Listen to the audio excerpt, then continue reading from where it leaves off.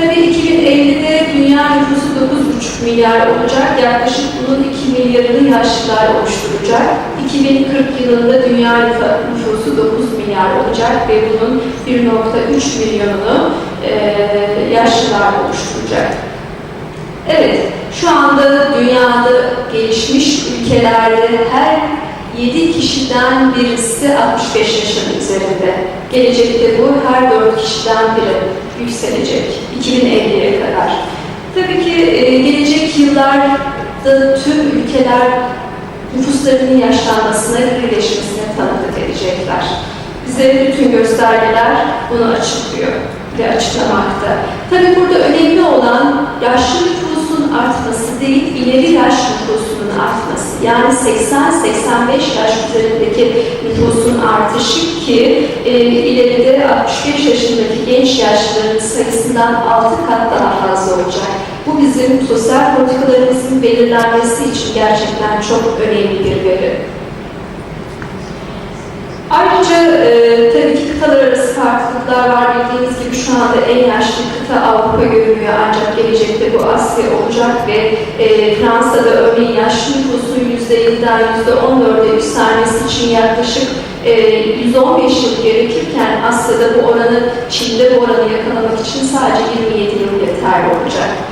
Böylece aslında şunu da konuşmamız gerekiyor ki özellikle gelişmekte olan ülkeler çok bunu dikkate alması gerekiyor.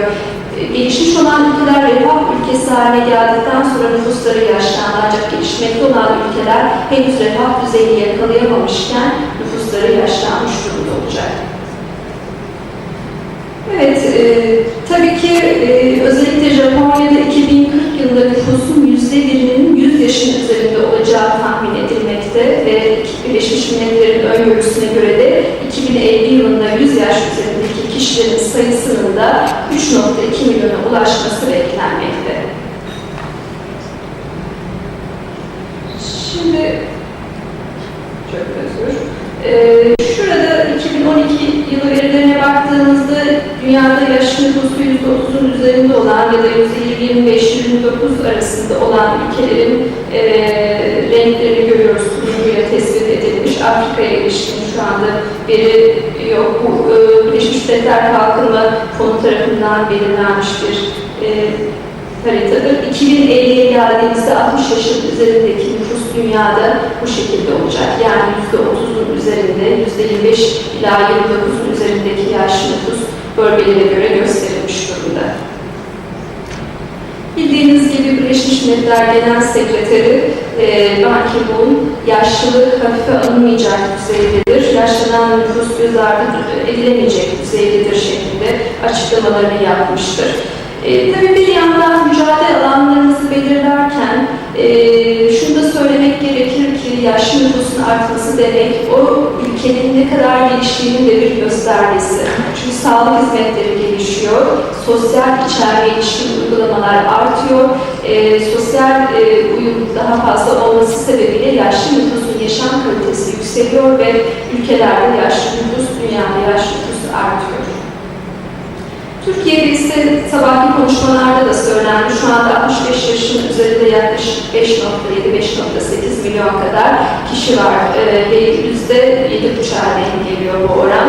Ve yıllara göre artışa baktığımızda işte doğum oranlarının düşmesi vesaire birçok nedenle yaşlı nüfus Türkiye'de de gittikçe artmakta.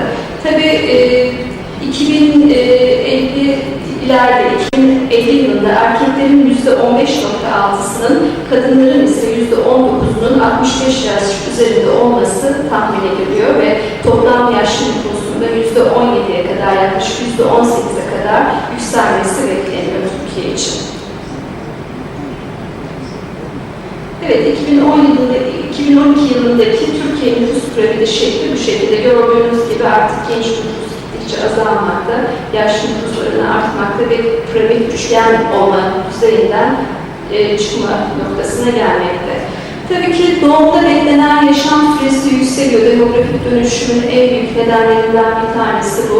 Her şeyden önemlisi 60 yaşına kadar sağlıklı yaşamış olan bir kadının 21,6 yıl kadar daha yaşamasını bekliyoruz. Yine 80 yaşına kadar yaşamış bir kadının yaklaşık 8,5 yıl daha kadar yaşamasını bekliyoruz. Yani sadece doğumda beklenen yaşam süresinin 60 yaşına kadar ya da 70 yıllara kadar ne kadar yaşayacağı önemli değil. 2050 yılında bu sayı daha da artacak. 60 yaşında yaşamış birisinin yaklaşık 25 yıl kadar daha yaşamasını bekleyeceğiz. Erkekler için yaklaşık bu 21 yıla denk gelecek. Türkiye'de ise 2012 verilerine göre doğumda beklenen yaşam süresi 76 yıl, kadınlar için 79, erkekler için de yaklaşık 75 yıl kadar. Tabii ki burada her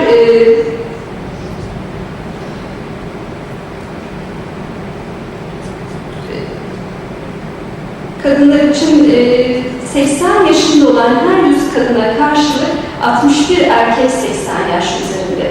Bilindiği gibi genel olarak kadınların doğumda beklenen yaşam süresi erkeklere kadar daha yüksek olmakta ve şöyle diyebilmeliyiz aslında, uzun yaşam insanlığın en büyük başarısı haline geliyor.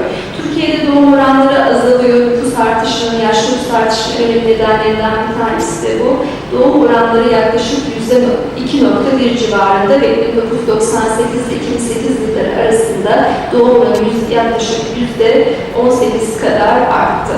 Tabii yaşlı nüfusunun artması kutlamanın da bir nedeni olarak karşımıza çıkıyor.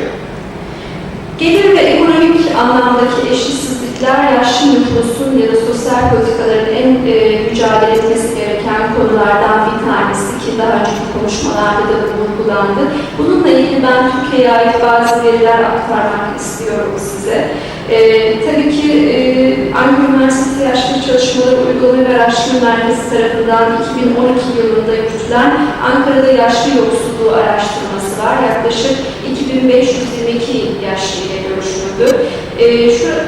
Bu araştırmanın sonucuna göre gerçekten yaşlıların yaşamlarını sürdürmekte ekonomik açıdan zorluklar yaşadıkları belirlendi.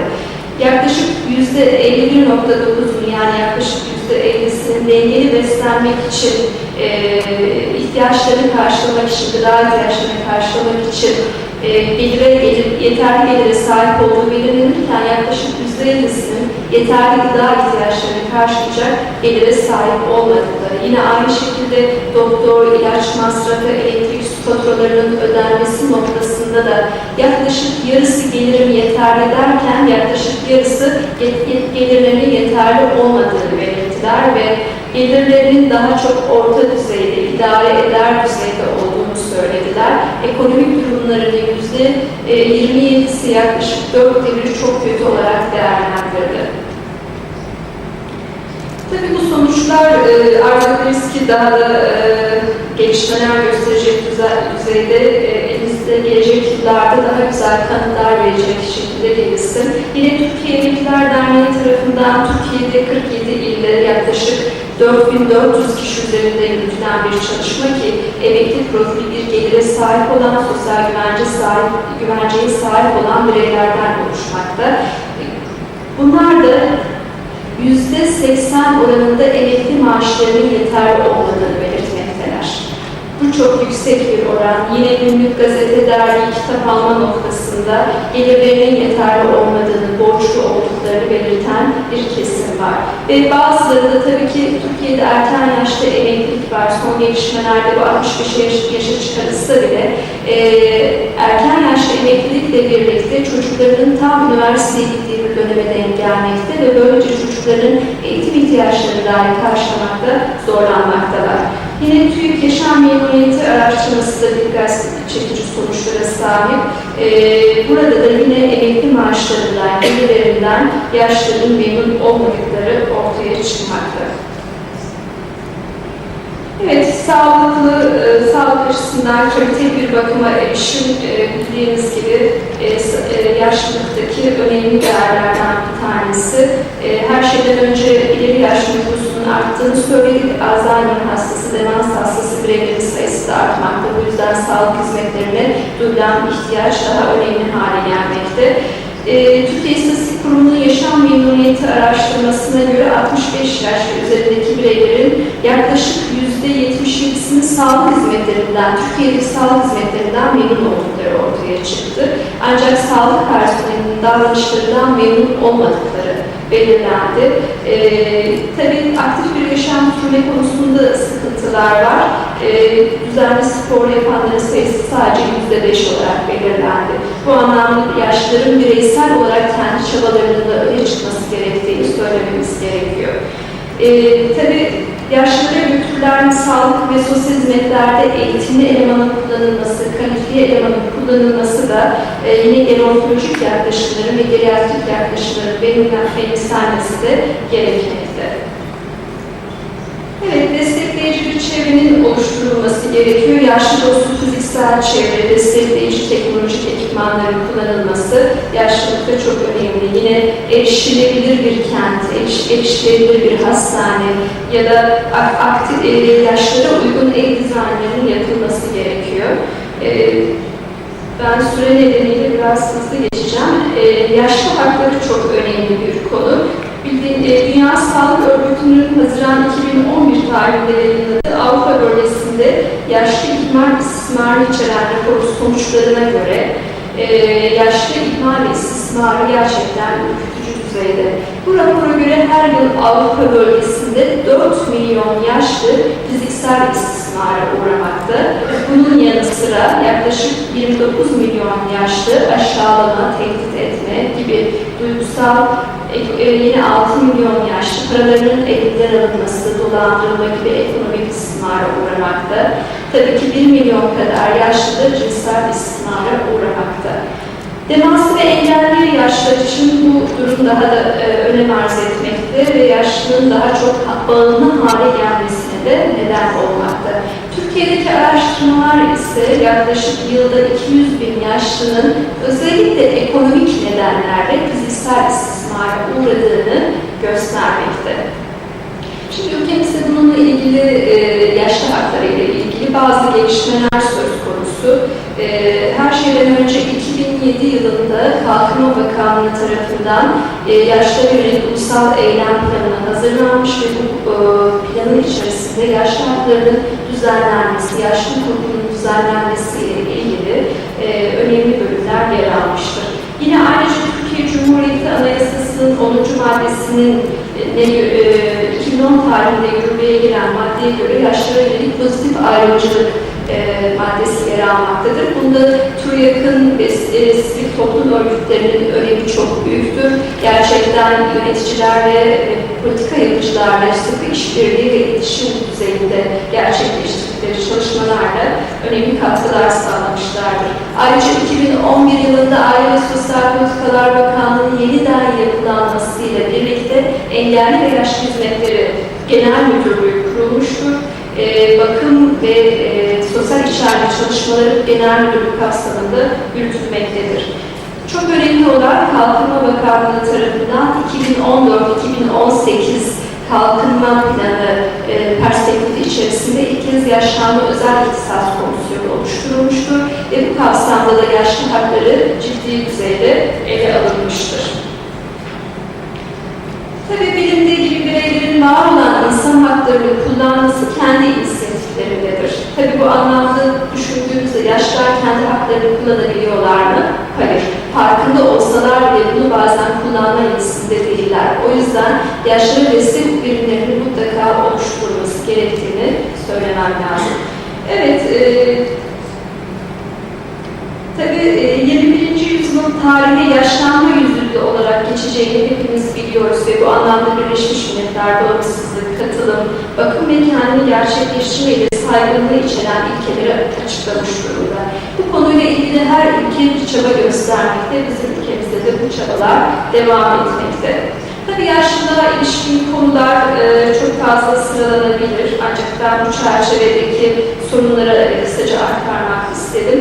Tabii bizim bazı ezberlediğimiz yaklaşımlarımız var ve bu yaklaşımlara karşılık artık bizim gerçekliklerimize karşılık beklentilerimiz yani düşlerimiz, gerçekleştirmek istediklerimiz neler olabilir? Buna değinmek istiyorum.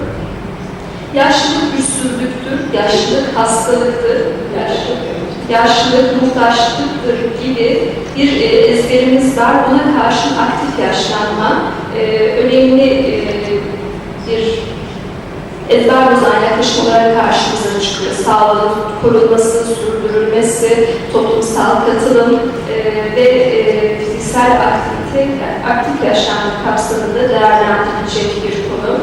Diğer yandan kuşaklar arası dayanışma son yıllarda üzerinde konuştuğumuz en önemli konulardan bir tanesi.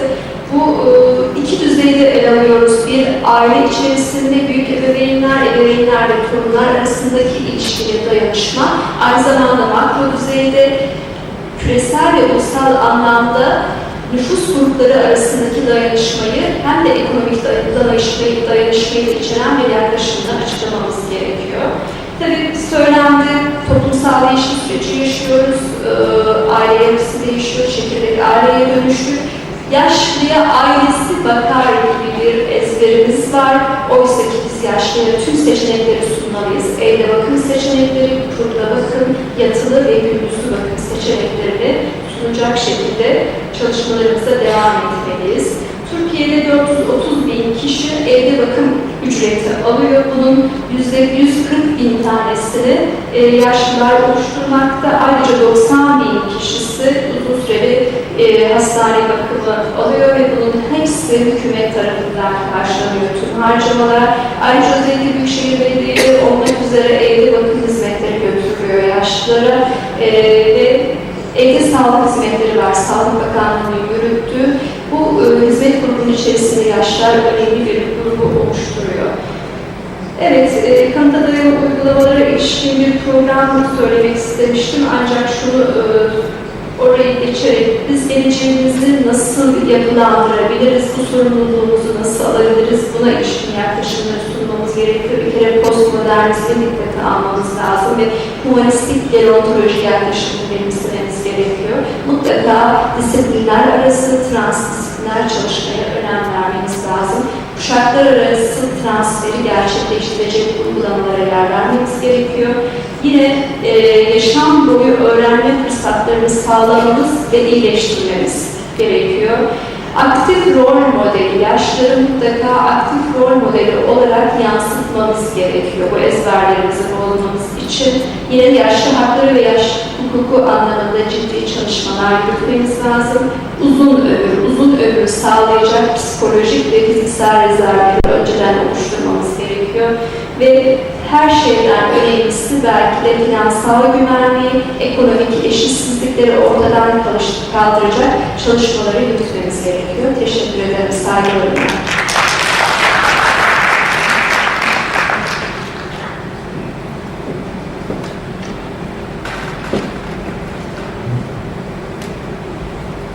Thank you, Professor Mete.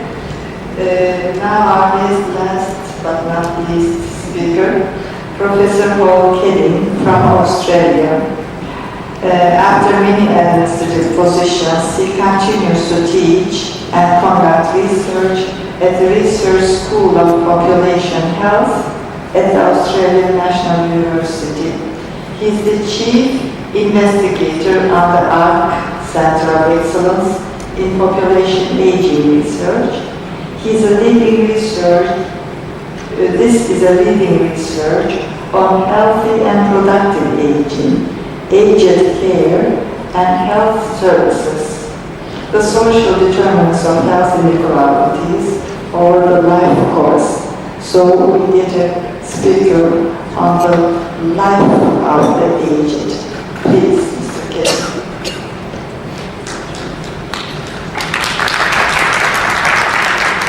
Thank you, Professor Dilbert, for the kind introduction. May I also say very much thank you to our Turkish hosts. You've been most generous, warm, friendly, the airlines, the airports, the dinner here, and very much appreciated. And it was very good to hear about older people in Turkey, so thank you for that as well. I'd also like to give my appreciation, I'm sure on behalf of all of us, to the International Federation on Aging.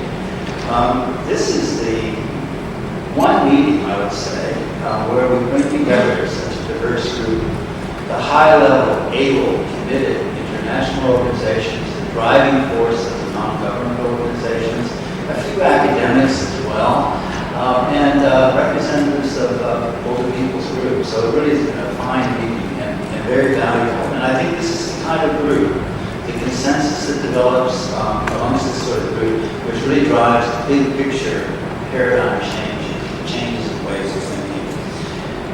What I'd like to do to start would be just to echo and reinforce a few of the big picture themes that have come out of the conference so far. One, I'll say that having worked in this area for a very long time, my whole career, I really do believe it is time. I can see the signs around. Big money, big politics recognize aging now. That didn't used to be the case. It was a wonderful opportunity. Another point is that, really to emphasize, each country will have its own path. You need knowledge from inside your country, compare to other countries. But be very careful in taking what works in a Western country and trying to apply it in your own country, in New York, in a very different context. So be so careful in that kind of misplaced knowledge behind something. I would reinforce the discussion so far on the lifespan approach. It is the way to break through the knot of young versus old, now versus future.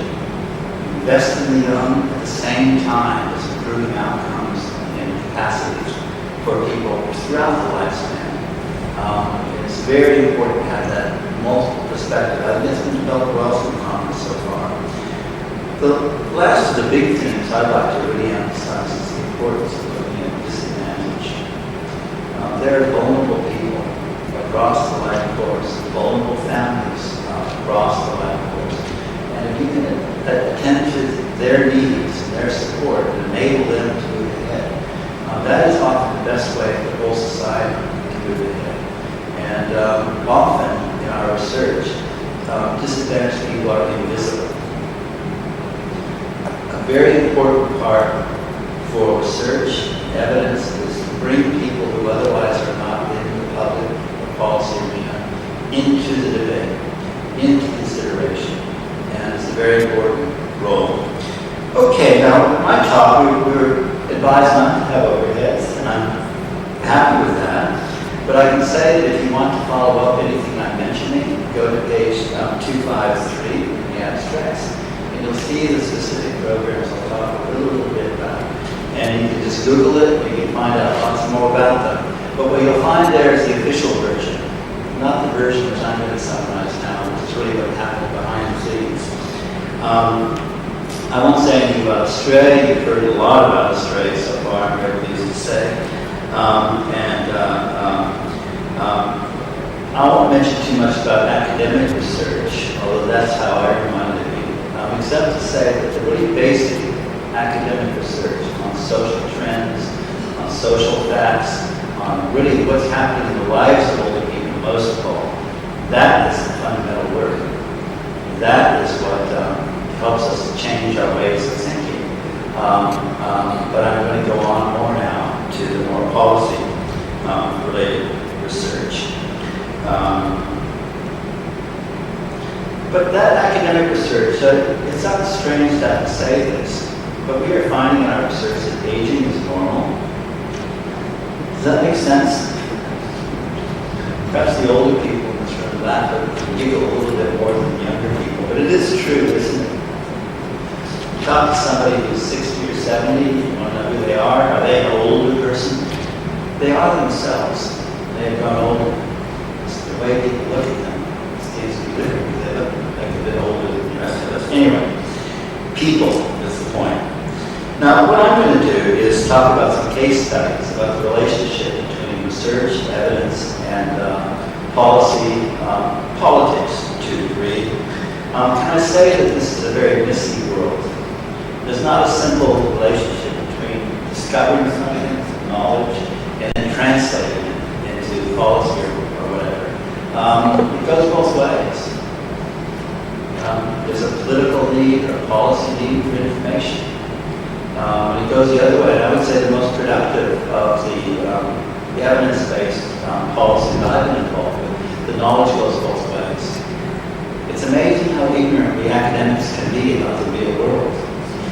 unless we're working alongside or informed by policymakers and understand their role too. So it's that two-way engagement. A lot of that depends upon relationships of trust, care, and common commitment. Okay. And I would just say that's the sort of thing our Center, our Australian Research Council Center of Excellence is trying to do in our research. Now, what I'm going to try to do now is give you some simple case studies about how we have been developing new ways of thinking through evidence-based approaches towards policy. Basically, over the last 10 years or so. It will seem a lot more simple and logical than it really is. It's reference in the room now. But it's basically true. And I'd say the first starting point is that we actually have a national research program. It's called Aging Well, Aging Productively. How did that happen? The backbenchers in our national parliament were saying to the Prime Minister, why do we spend so much money on research? What do we get for all that money? And the Prime Minister asked the Australian Research Council and the National Health and Medical Research Council. And, well, after that conversation, some awkward moments, that research perhaps were more than the researchers. After that awkwardness, we then went on to set national research priorities. And we have one that we're now called Aging Well, Aging Productively. The behind-the-scenes story in that, and I was right in the middle of it, was that person started off as a priority to understand the etiology of degenerative disease and the optimal treatments and rehabilitation. So you can see the change of way of thinking in the political process of saying what that priority was. Another big factor for us is we have a series of intergenerational reports, which basically project the population ahead, show how expenditure patterns nationally will change with the changing age structures. The politics behind that is that this first came in when a new government wanted to rein in expenditure. And what better argument than say we cannot afford the existing health and social programs because we're going to have an aging of the population. Therefore, we cut back expenditure. But it's also turned out to be very useful because it's called attention to aging, its implications, and most importantly, what can be done about it. And there's, of course, a lot that can be done about it. The demographic projection is not the prediction of the future. Much can be done. What made this all start to happen was the force of our national treasury.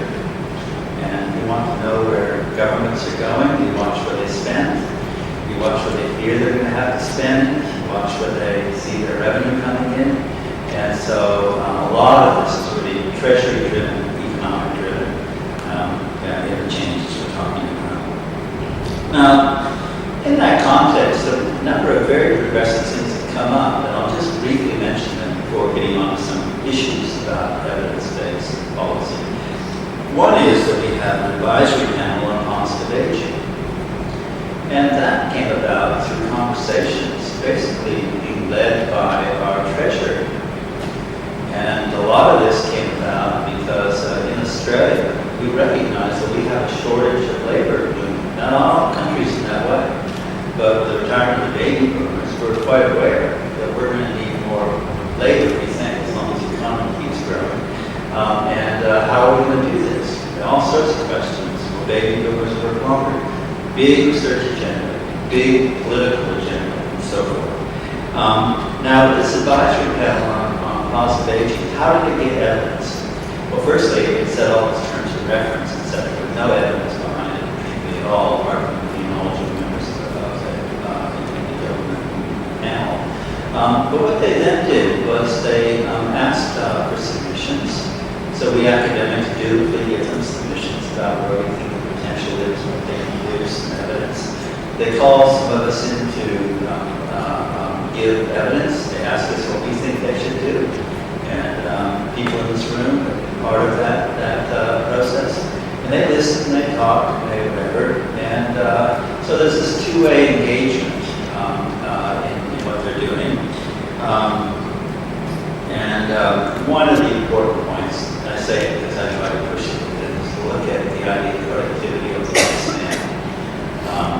may be happening. Now, one of the biggest of our reforms that drew on evidence was something called living longer, living better reforms. And what this is about the total reform of our aged care programs. In fact, I don't even want to call it aged care. It's about support and enabling independence. It's not just care. And behind the scenes story here is the recognition that what older people themselves want is not care. Now, often it's the most appropriate thing.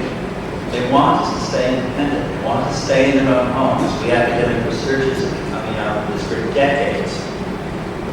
But finally, the movement, the government is shifting towards what older people themselves want and to enable that. And I can say that it has to be very carefully done, among other reasons, because there's a whole aged care industry, an industry of providers of aged care. And the question is our Ministry of Aging a Ministry of Aged Care? And these are the big debates that underlie these struggles over money, and the evidence is part of that. The good thing about this reform was that what they did before they started was they did a huge review of the literature, the strain literature, strain findings. So they had a real evidence base before they even started the review. They knew it was already there. It had started. The disappointing part is what we researchers are waiting to find out. Will there be any funding to assess as these reforms are implemented? How well do they work? Do they make a difference? And if so, for whom? But of course, those are dangerous questions to ask of the government and to make them public, which is basically saying, we want to find out how well you're doing in public inspection and with the elections coming. Now, just a few more examples before I go on to some of the questions about the relationship between evidence and policy. One is that we have, I'm very heartened to see around the world the focus on the rights approach, human rights approach to aging. It's really going to transform many things in terms of care, in terms of work, and so forth. And in our case, what's really helped is we have a very active, vibrant age discrimination commissioner who happens to be an ex-politician, and he was age 70 and a fierce advocate and a very candid politician. And Susan Ryan has driven this initiative, and it's having a big effect. And the way they're using evidence is quite interesting. They have reviewed literature that asks private academics what we think, their consultations, and so forth. But in the end, when it came down to their gathering evidence, they did it themselves. They did big surveys to say where are the age discrimination, what can we do about it. They publicized it themselves. And they did these surveys within 9 months of deciding to do it. Now, as a university researcher, I could never believe that time frame. And dare I say, they had to carefully present the arguments. They did it very well, according to their point of view and their agenda. It's harder to do research. Okay, so there are other examples, but those are instances of different ways in which policy initiatives relate to evidence. As a researcher, I will say we've never done it well enough in terms of the evidence. As a policymaker, the answer to the comment would be, yes, researchers do good work, but they're always too late. They come up with the right answer, but not in time. And I've heard that very directly. So some of the issues, as we start to go into discussion about what is the relationship between research, evidence, and policy, advocacy, and so forth. I'd say a few main things. One, if you can get the researchers to work alongside with the policymakers and people who do things, everybody learns. So we have new financial mechanisms for that. Something called the Australian Research Council, the Units Grant, our National Health and Medical Research Council partnership grants. You work alongside. So an academic can't get the research money unless you partner up with somebody who does real things. And so the publications that ensue require that. Lots of questions have come up about how you pay for the research. Some of the most problematic ones are who sets the research questions. huge difficulty is who has the right to publish from the data. As a university administrator in the past, I would argue that it's not university research that can't go in the public arena. No academic can get published. It can get promoted without published material and scrutinized in the public arena. Governments don't always think that way. There are lots of inside stories, not all contested in that area. So to summarize, just so that we can have time for discussion, I'd emphasize that one of the big questions is, do people have information about them, and groups like them coming out of research? Are we exploiting older people to go away and research them without giving information back to them, for them to have a chance to comment on how they are depicted in the public realm in that research? Big questions today. One's not only research subjects in the university, but co-researchers and interpreting research. So just to finish off, I'd say that this evidence and action relationship is vital.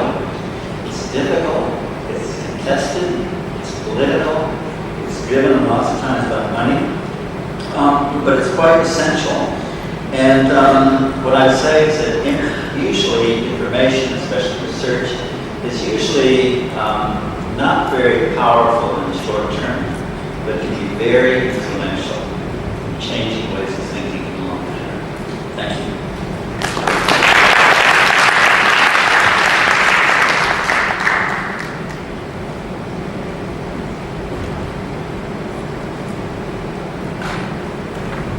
Thank you, Mr. Kedim. Because of the unplanned break, I think we can use another 10 minutes, 10 to 15 minutes to carry out the discussion. And if you would like me to do, I can do a small summary for you also at the end. Yes, please. Please give your name first. Harris Makongaja is Executive Director for the Self-Help Initiative NGO in Cameroon. I want to thank Professor for that last speaker for his speech and his presentation. It's like a fatherly advice. And my question goes to Dr. Emin from Turkey. From the discussions we've been having since Thursday, it's obvious that other countries, like in the Netherlands, their governments are already facing problems with taking care of the elderly. They're spending the money that we've been spending. It's almost above, and they're about drifting away. From your presentation, it's proven that the government is solely taking the responsibilities in paying some doctors and some care centers and the rest. With the paradigm increase in the elderly in Turkey, are you people carrying out any research and looking at the corporate social responsibilities of companies towards this direction? Because to the best of my knowledge, if America and Europe are already facing such problems, in future, Turkey will fall in that same situation. So is the universities and the research centers doing anything to that effect? Thank you.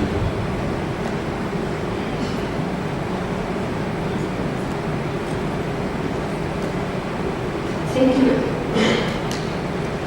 You are right. Thank you very much for your question. Yes, in Turkey, government's first responsibilities for paid elderly care issues and economic issues. We are for NGOs and other universities can be responsible for paid and research and other things for elderly care, but we have not care security system in Turkey. and NGOs don't have responsibilities, elderly care and home care, for example, or hospital care. You are right. Thank you. Yes, please. The lady in the front. Good morning. My name is Jan Lynott. I'm with AARP's Public Policy Institute in Washington. And my question is for Dr. Reichman, but also I'd like to hear from Dr. Cosmete. I work on our livable communities team at AARP, specifically research on transportation and accessible environments. And as Dr. Reichman, you spoke, I've heard a lot of commonality in what I'm hearing from my health and long-term care colleagues in terms of the need to move toward wellness programs to really emphasize care coordination, care transitions. One of my frustrations in the United States within this conversation, there's a real lack of engagement on the discussion around transportation and how do we provide that access to health care. So I'm curious to know how you're doing that in Canada, as well as what transportation services there are in Turkey as well.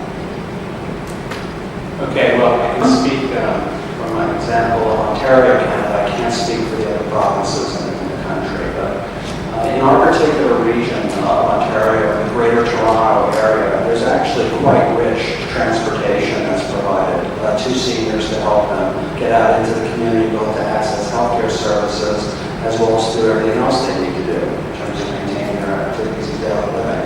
Most of this transportation is either supported municipally by the City of Toronto or by government that then subsidizes different transportation companies that will pick seniors up at their homes and take them to where they need to go. So I would say that transportation is a high priority for seniors in Ontario. With that said, the ministries that are responsible for transportation plan in a wholly separate manner from the ministries that plan for health promotion and wellness. And these ministries are wholly separate than from the ministry that plans for actual health care delivery. So one of the challenges we have is the fragmentation of policy among different ministries that don't necessarily coordinate their strategic thinking together. And that presents some serious challenges for organizations like us where we're bouncing in between these different ministries. Okay, transportation is free for 65 age, and after establishing permanent social policy ministry, accessibility is a very important issue, and especially metropolitan cities give more importance this issue, and some private firms give some facilities for aging elder people, free transportation. Thank you. The lady at the back, please. Thank you. My name is Norma Rains, and I'm the Executive Director of Intergen and From Generation to Generation in England. My question is for Professor Freed.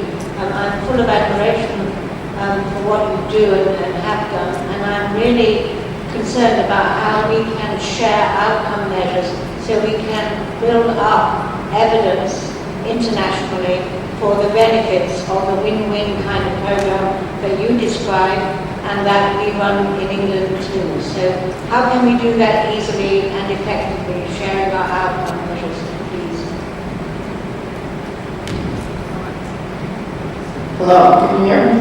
Thank you for the question. I think we need to. We don't have the mechanisms, but we should figure out perhaps how to start them. It goes to a broader need, I think, that we have globally to learn from each other's best practices in order to craft a vision of how to really create the greatest win-wins across generations as well as for each generation. So it's a very important question, how we learn from each other, how we put together the across countries, and suggest kind of a menu of best practices that could be drawn from and adapted for specific countries. Thank you. Maybe a follow-up, I can give you an example of one initiative which is cross nations, which is attempting to do that. It's called the Seniors Quality Lead Initiative. So there's a consortium that started in North America of 14 senior care organizations. About half of them are Canadian, half are American. And we came together to develop a shared set of performance indicators for residential senior care, largely taken off of the MDS database developed by IFA-TURYAK. And we're doing this in collaboration with the Institute for Healthcare Improvement in Boston, as well as the Canadian Institutes for Health Information. And we had to sign international agreements to secure the data. But these 14 organizations have been comparing performance data on these critical measures now for 18 months. And then what we're compelled to do is those organizations that are performing at a high level, whether they're in the US or Canada, have to then share their practices with those organizations that are having more difficulty. And we're trying to identify what the enablers are and transferring practice from one jurisdiction to another, as well as what the barriers are. We're now planning to take this beyond North America to Australia and other jurisdictions. Thank you. Two more questions. Yes, the gentleman in the front.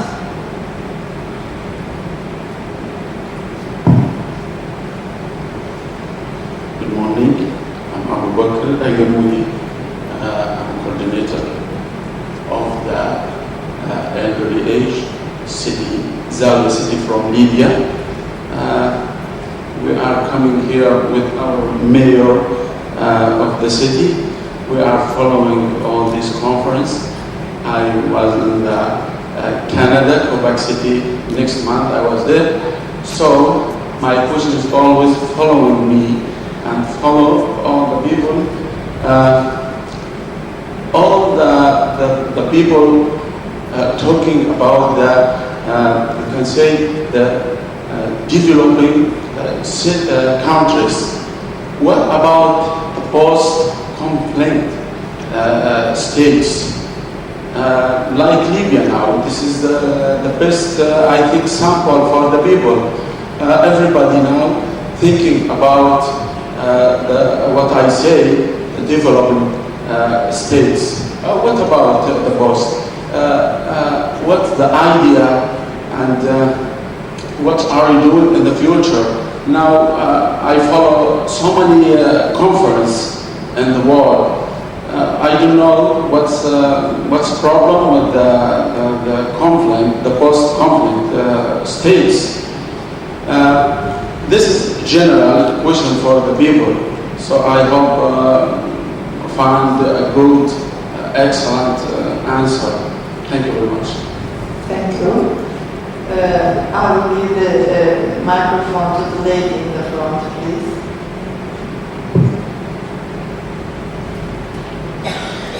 Thank you very much to give me this opportunity. I'm Khiria Saadi from Libya also. I'm head of Health Protection Department of aged people in National CDC. My question is regarding the experience of Canada, the dementia behavior supporting program, and I want to know what is the tools of this program and how I can get these tools. Yes, Mr. Rashman, very briefly, please. So behavioral support in dementia is a very high priority for the Ontario government. And so they launched a program called Behavioral Supports Ontario. And the elements are that there are different organizations that have been identified throughout the province that are especially strong in being able to care for people with Alzheimer's and related causes of dementia and behavioral problems. And the most difficult to treat patients get referred to those particular facilities to be cared for. And these facilities are largely within nursing homes, and they're especially staffed and especially trained. These same facilities, of all of them, 3 have been identified, including ours, Baycrest, that are then responsible to go into nursing homes across the entire province, wherever these patients are, and to assess the patients that are particularly difficult to care for, and to train the staff on the best practices that we have available. This program also includes going into private homes. So if the family is struggling with the care of a loved one who has dementia, they're not in a facility or a private home. We send professionals into the private home to assess the patient and to also provide the family with techniques, abilities to be able to better care for their loved one. Thank you. Maybe we can give the last word to our United Nations representative. Thank you. I'm Helen Hamlin of the IFA. I'm also a social worker that's been involved in many kinds of demonstration projects, which unfortunately go lost because the funding stops. So I wanted to ask Dr. Freed how she got funding for Experience Corps, which still goes on, and how that occurred and who is supporting it. Thank you. That's a long story. But I would say that I have learned over 25 years of designing Experience Corps and then trying to bring it to demonstration implementation, to evaluation, to dissemination, to scaling, to sustainability, that at every point in the United States, getting it funded is very difficult. And unfortunately, I think that, at least in the United States, we do not have very good uptake mechanisms for innovation. I was able to get it funded with great difficulty.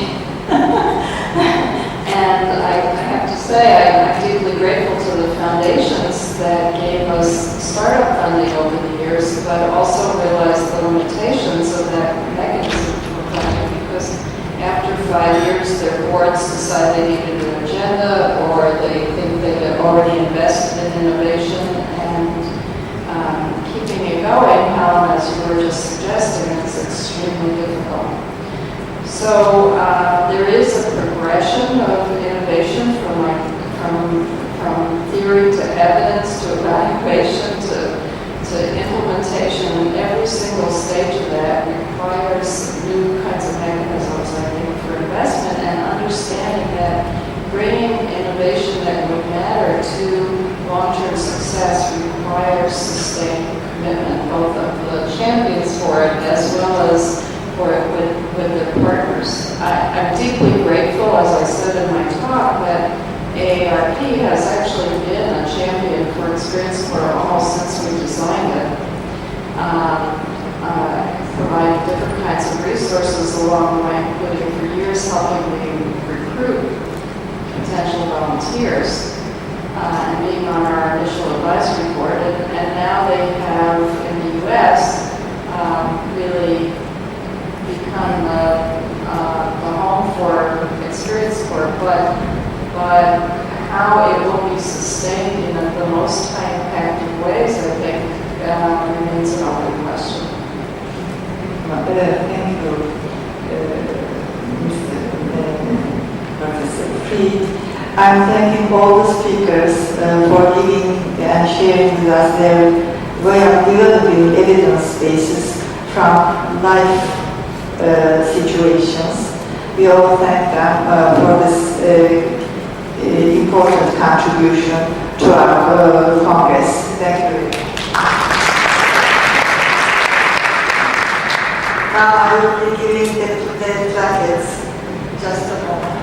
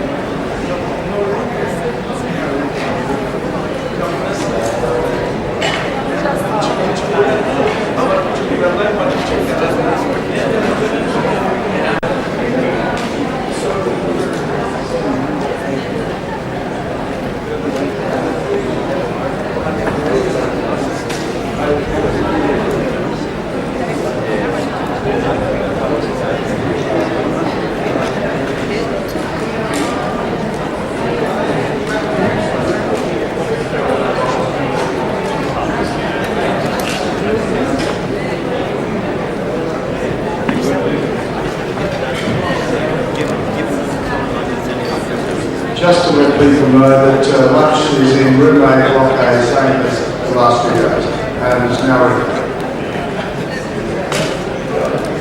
Well, the references are not good for your health. The day when I would have remembered it and blurted it out.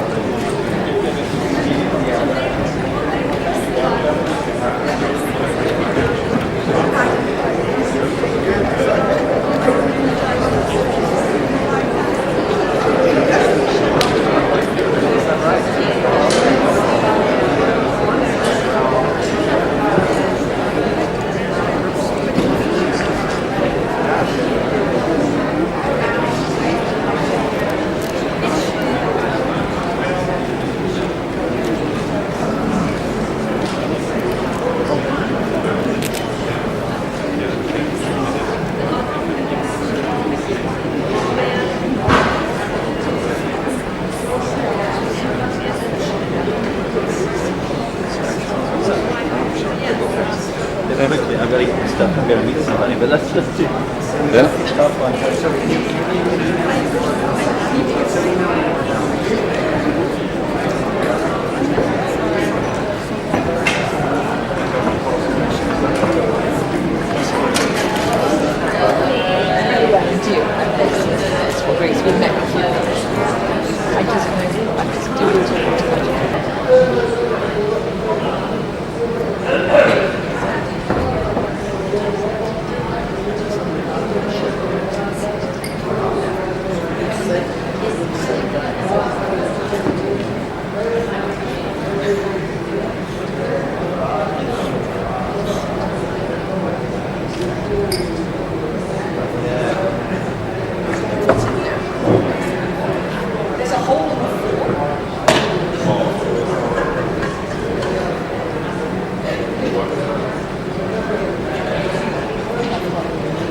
Good afternoon, ladies and gentlemen. I'm delighted to be moderating the second last session for this Congress, and the title is After the MDGs, Where Are All the Old People, the Older People? It reminds me of a song, but I can't remember what that was. It was something about where are all the flowers gone? Right, okay. And, you know, people that have been in the field for as long as I have and as you have, you know, have talked constantly about where older people are in the Millennium Development Goals. And it's true to say that they're not there. So we thought it would be important to have a discussion with people that are in the know, and that's people from the United Nations, about post-2015. And how can we, or whether we can indeed, ensure that older people as a specific group or older people as across the generations will be clearly identified in the post-2015 agenda. For all those that know something of the agenda and the consultation, I'm sure that you will say it's complex, it's difficult to interpret, where ageing is going to be on the agenda or off the agenda. So we're really hoping that this afternoon that these three speakers can provide us with some insights. Now, we are running close to time and over time, so I've asked the speakers to keep their comments to between 10 and 12 minutes to provide some opportunity for questions. And I've started this time as people come in, so my apologies to the speakers. I thought it would also be useful to make presentations of a token of our appreciation before they speak, rather than after they speak. So on behalf of the International Federation of Aging and Turyak, I'd like to present each of the speakers and thank them for their presentation that you're going to hear in just a few minutes.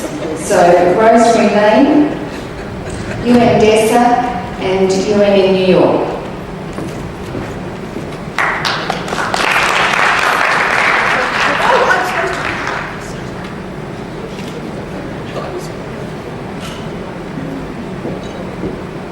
And the second speaker who's going to receive their thanks is Ms. Vitalia Bucic, UNECE Switzerland.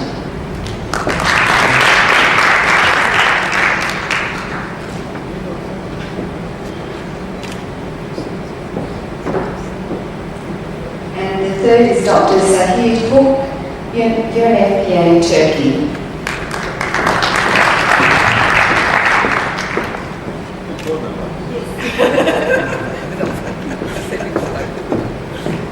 Yes, so he'd asked me whether he could go now, so it's a very short session. But I'd now like to invite Rosemary Lane, who many of us know, and thank you, Rosemary, for your leadership in UN DESA in New York. It's an unenviable job. Not only do you hear from civil society constantly about what's going on, but you also demonstrate leadership in trying to bring different groups together. So we appreciate you, the person in New York, who is always open to hear from us. And we would like to welcome you to the podium to give us some insights about this process, this complex process in 2015. Thank you.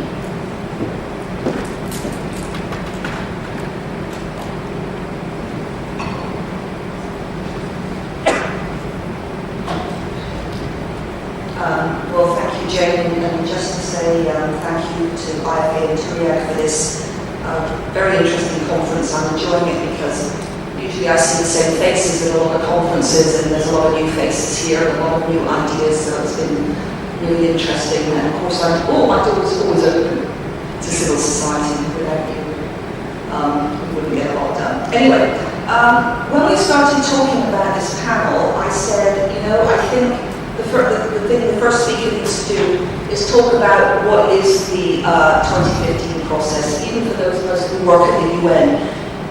It's very, very complicated. There are many actors, so I'm thinking that most people in the room, they've heard of the 2015 process, but they probably don't have much information about what it really means.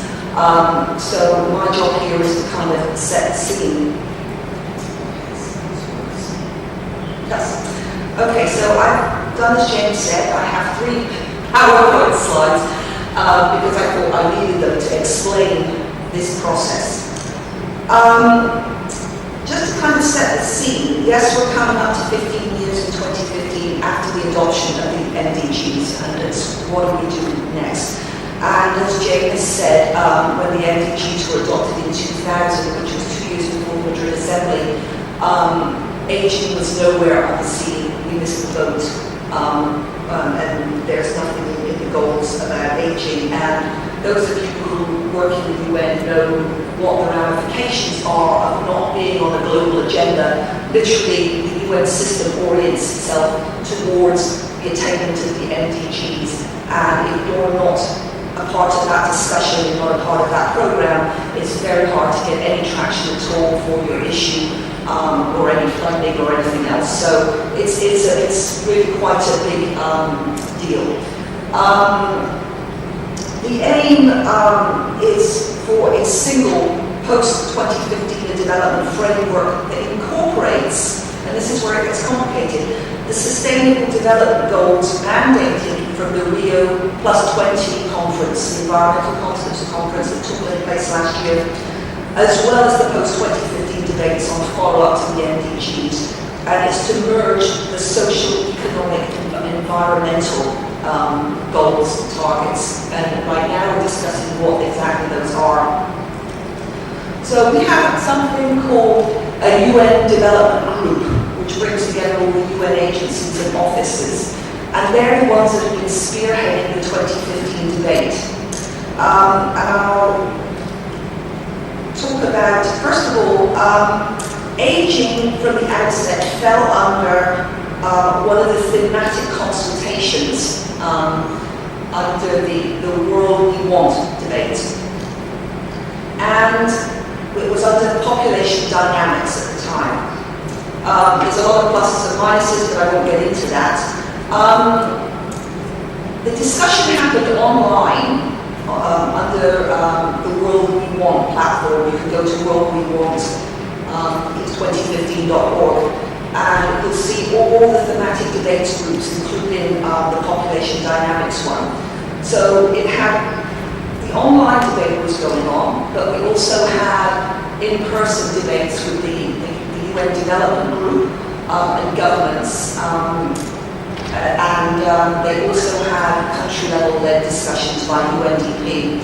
So there was a lot of actors and a lot of debate going around this, but to put it in a nutshell, the population dynamics agreement or outcome really was that in general demography matters for sustainable development, it shapes development, and it brings challenges and opportunities as we've been discussing here. People-centered development strategies must systematically consider changes in the number, age, location, and living conditions of people. So we got the age data point of view across. And non-discriminatory policies to allow older people to contribute fully to society, while at the same time receiving the care services and social protection they might need. And a key objective that came out of the process was to invest in human capital throughout the life course, to promote active and healthy aging, invest in continuing education and lifelong learning, policies that counter discrimination against older persons, and social protection laws that empower and protect people over the life course. Just what I would like to highlight about that, we found that the issue that got traction with the demographers and people who didn't deal with aging issues was the life course approach. They understood it, they got it. Rather than talking about, well, we need to talk about giving the benefits for older people, or this or that for older people. The argument that came up yesterday that we're investing in a life course approach that makes older people happier, healthier, and productive. That was an approach that worked in the population dynamics discourse. Moving on, there's also an online platform called My World Survey, which resonates with just individuals throughout the world, where it just simply asks them to rank their preferences. It's kind of interesting because it breaks down by age and country. So you could also go to that platform. The interesting thing to me was that worldwide of age groups, the thinking between the old and the young was not that much different, and I think that's an important thing to add. Older people, 55 and above, did rank health, better health care as their #1 priority, whereas younger age groups had that as their #2 priority. And it flipped that the younger age groups were interested in more in jobs. But the older people had the jobs #3, so it was kind of interesting when you look at it, all the preferences, there really weren't that much difference, and I think that says something as well. To move quickly on, some of you might have heard about the high-level panel appointed by the Secretary General that presented its report in May 2013 to the SG that kind of set the parameters as well for a big discussion. One of the people on it I can remember was David Cameron, the Prime Minister of the UK, but lots of well-known people on it. And they presented that to the Secretary General, as I said, in May. And it was entitled A New Global Partnership, Eradicate Poverty and Transform Economies Through Sustainable Development. Now, the disappointing thing for most of us who work on aging there was it doesn't really, it talks about the growth in the number of older persons that need to be taken into account, but that was where it stopped. It really didn't have any specifics on the age agenda, so I think that was kind of a little bit disappointing. Okay, the next thing I need to mention is what's working now, is the Open Working Group on Sustainable Development Goals that was was mandated by the Rio Plus 20 process, as I mentioned earlier. And this is where things get a little complicated, because now the two streams of the 2015 debate under the UNDG and this open-ended working group on sustainable development mandated by Rio, now they are converging into one. And this was established in January 2013.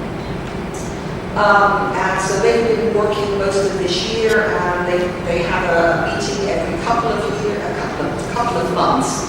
So, and they're mandated with the sustainable development goals coming out of Rio, as I said, but also trying to merge the development angle into things. They had a meeting in June of this year where health and population dynamics was on the agenda. And the outcome of that discussion was that health is a goal in its own right, and there should be a goal on universal health coverage, talking about equitable access, non-communicable diseases, increasing and promotion of healthy lifestyle. But it does talk about aging populations as a major healthcare challenge. So it's kind of, here we go again with the negativity really. So to me it was a mixed bag of what came out of that. Now, just recently, a report went from the open working group to the General Assembly. And it will be up for discussion in this coming session, but it's already been issued as of July. And they were summarising the events so far. And what's clear with the development process at the moment is it's clear that poverty is still going to be an overarching objective of the post-2015 discussion, while acknowledging that it is multidimensional. Discussing issues such as food, water, basic services, primary healthcare, education, modern energy resources, universal social protection coverage, and disaggregated data. What's disappointing to me when I'm reading that report so far, that in the context of social protection and the social protection floor, older persons are only mentioned in passing in relation to the receipt of old age pensions being an important element. Although it does talk about maximising health at all stages of life and healthy life expectancy.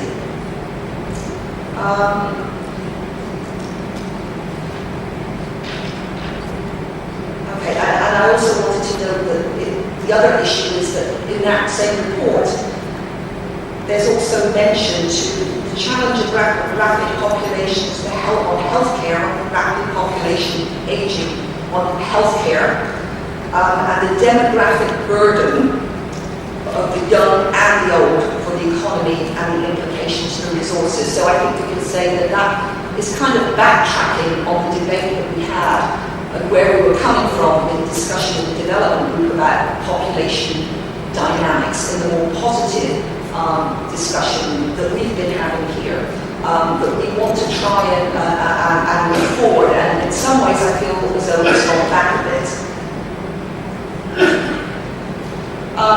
Going forward, the President of the General Assembly convenes events throughout the rest of this year and in 2014 on around the post-2015 development agenda. They just had a debate a week ago in New York. It was actually very vague, there weren't that many specifics. And negotiations of the General Assembly to start at the next session of the General Assembly in 2014, and the Secretary General has to present a synthesis report of inputs by the end of 2014, which in literal terms in the UN means that this report starts to be drafted probably around April of next year to be presented to the General Assembly, and the goal, of course, is a summit of heads of state and government in September 2015 for the adoption of these goals. So I hope that wasn't too quick, but I really just wanted to go through and point out what the process is. And finally, the key messages going forward from our point of view in the aging world so far is a universal and people-centered human development approach to sustainable development. Development across the life course And aging is not about old age pensions and the demographic burden, but rather the untapped potential for development. To switch the thing around, and I should also add, it's not just about care as well. To date, I don't think the development agenda has not been inclusive.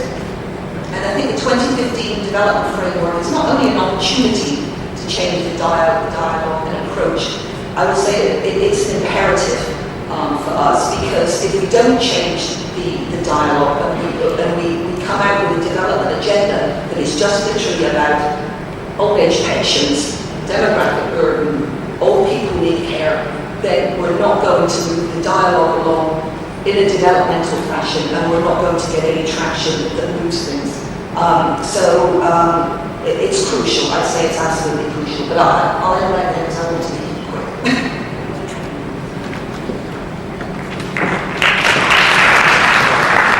Thank you very much, Rosemary. I mean, we all thought that the UN process was complex, and now we know it is.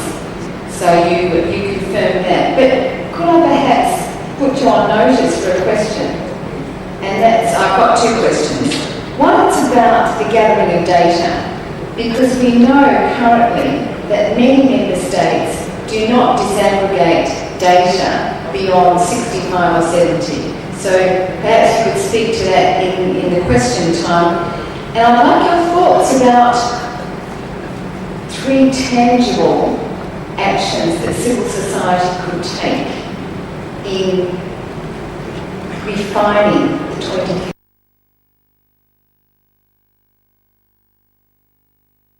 So thank you very much for that presentation. Let's now welcome Ms. Vitalia Gotche-Lutic, ECE, Europe, Switzerland. Thank you very much, Vitalia.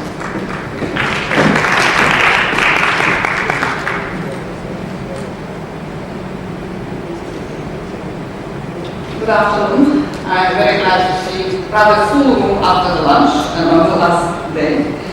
Again, I was asked to shorten my presentation, so I will try to skip some information that I wanted to give you, but if you would like to see, you will find it on our website that I will show you later.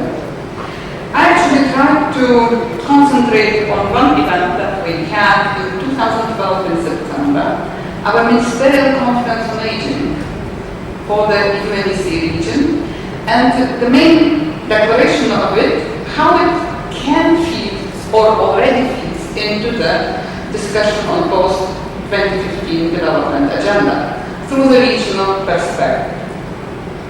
Region is very diverse. I will not stop on the data, just 2 figures to show how different our region is. You see life expectancy. Women from 70 years in Kyrgyzstan to women 85.6 years in Switzerland or Spain or Italy. Men at birth 63 in Ukraine and 80.8 in Switzerland. So our region is 3 continents, to your knowledge, 56 countries, and very, very diverse. Some more figures, but as I say, you can go back to them. I will say where we stand. When we say that post-2015 agenda is only MDGs and on, I would disagree on that. I think we have to look back even to ICPD, to the International Conference on Population and Development that took place in Cairo in 1994. It was, for sure, more concentrated on sexual and reproductive health and rights, but it had also indicated that youth and age are the population groups where the policy frameworks are needed and where the policy actions have to be taken place. And this conference was attended by 195 countries, and the program of action of this conference was endorsed by 195 countries, with some exceptions or some deviations by few. Then we have the Madrid International Plan of Action on Aging, which was endorsed by 140 and more countries, and where the European region was very, very strong behind, because the European region in 2002 was already rather aged, as you know. And the European region went even further and adopted regional implementation strategy with 10 strong commitments to follow up.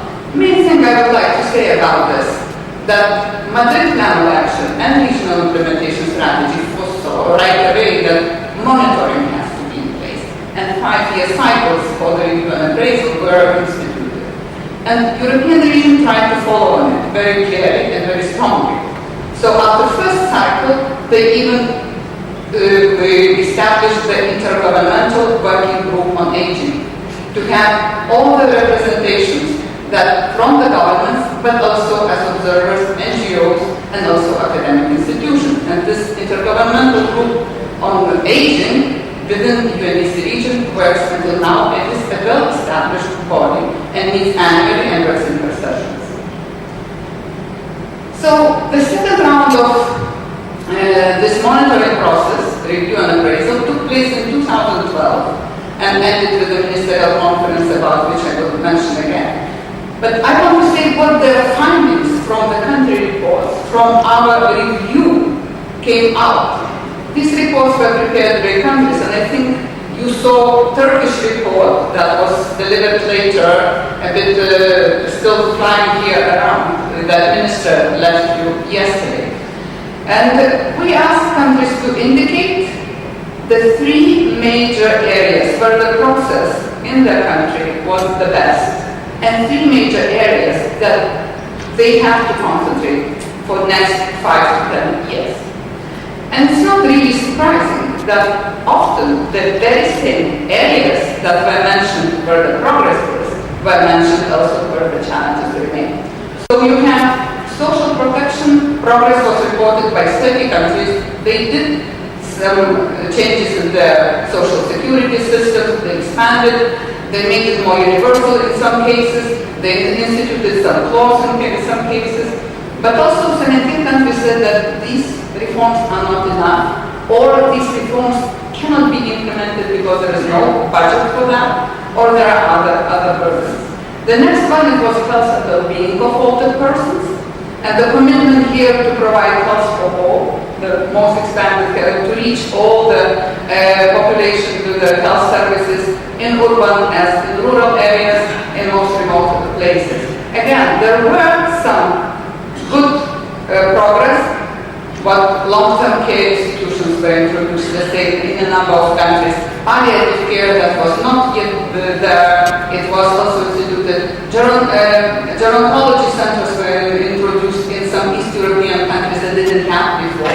So there were advances, but 22 countries said that the major problem remains here. And also we had the advances in mainstreaming aging, trying to get into all policy actions as well as the other third problematic area remains adaptation of the labor market. Last year, or end part of this year, we also had a global survey on ICPD implementation, which had also the block of questions regarding the older people. And here we tried to see, because the ICPD questionnaire went to very different constituency, even within the governments, and the replies were coming from different constituencies. We tried to see, is there any that the countries reply in the same way that we did here before, and apparently they do. The indication where the relevant issues for the next 5 to 10 years remains the same. Social security, including pension reforms and changing retirement age, promoting employment and extending working lives, improving healthcare social services, and lifelong learning, human capital. So these 2 major kind of evidence based for us as well as international institution to see where we have to go and what we have to promote for the post-2015 agenda, it comes through it. Also, this was at the basis for the further work. But I want to say just here, there's a very different context that we work now from what we worked before. If we have in the Madrid International Plan of Action, the beginnings of the implementation was at the boom of the economies in our region and in many world regions as well. We had the second cycle in a very different situation, with the financial crisis, with the austerity measures, with the fiscal policies going into pieces in some countries, and also the social unrest in many countries. And there were problems emerging. And we know that the next 5 to 10 years will not be much better. because lasting effects of crisis will be there. And post-2015 agenda is kind of conceived in this environment, at least for European region.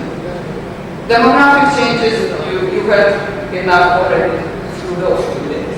So what Vienna Ministerial Declaration took on from all these analysis, and when we had 30 ministers sitting in one room, but also the declaration was negotiated among countries for 11 months to look into findings, to see how it fits, and to make it as concrete as possible.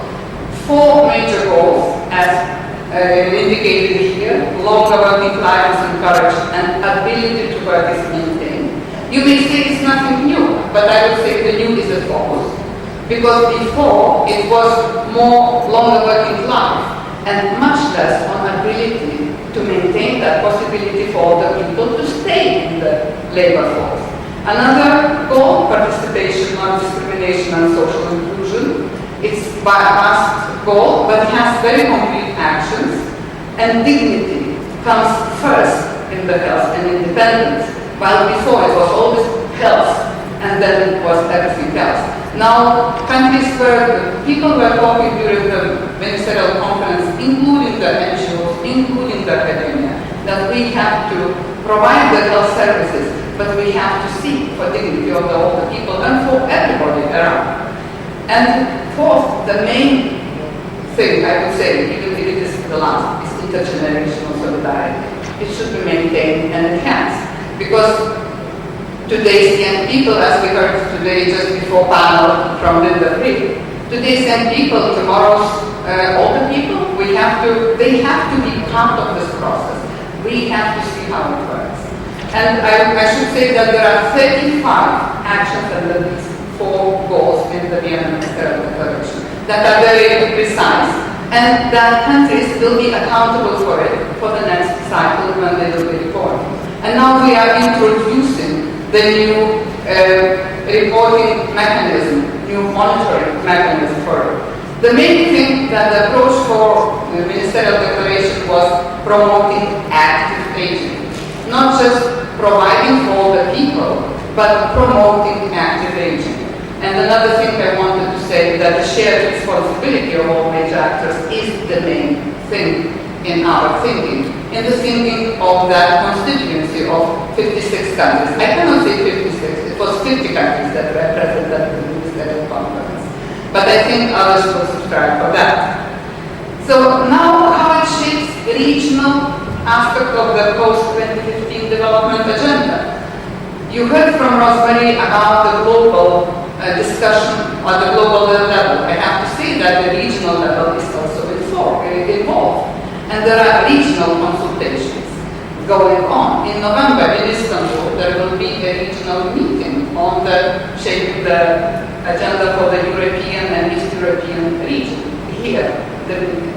So I just picked up from the document that was prepared as a dialogue document in the beginning of this year to provide to the global task. It's a task force on the regional priorities for the 2015 development agenda and about the specific concerns by region that were put on.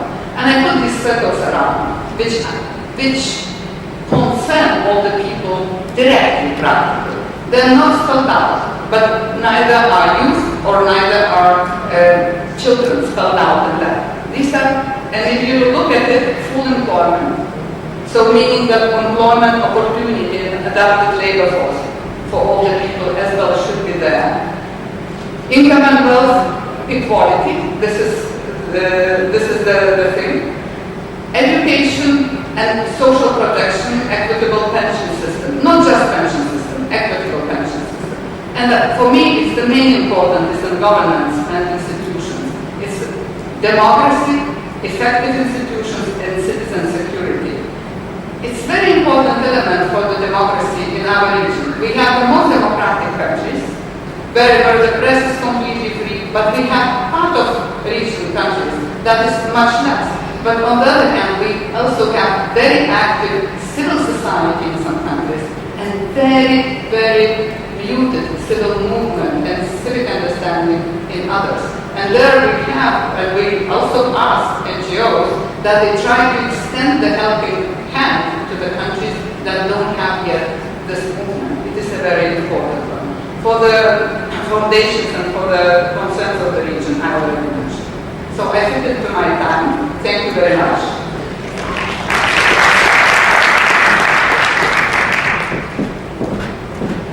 Thank you very much, Vitalia. Vitalia, one question that really I have to put to you, for you to think, and keeping in mind all of the discussions around the Madrid plan within the context of the Open-Ended Working Group, you use the word accountability. How can we ensure that countries are accountable for the objectives and goals that they set, knowing that there are not the mechanisms in place for that? So perhaps if I can leave that with you. It also seemed to me that the words that are coming up, life course approach. So let's hope that those three words, and I'm struck that it's been used in a number of different contexts over the past few days, and one of them is the life course approach to vaccinations and the life course approach to care. So thank you very much for that insightful presentation and doing it in exactly the right time. So thank you. Our last speaker for today, or for this session, is Dr. Sahib Hook from the United Nations Population Fund Turkey. Thank you very much for being here with us and coming to the program.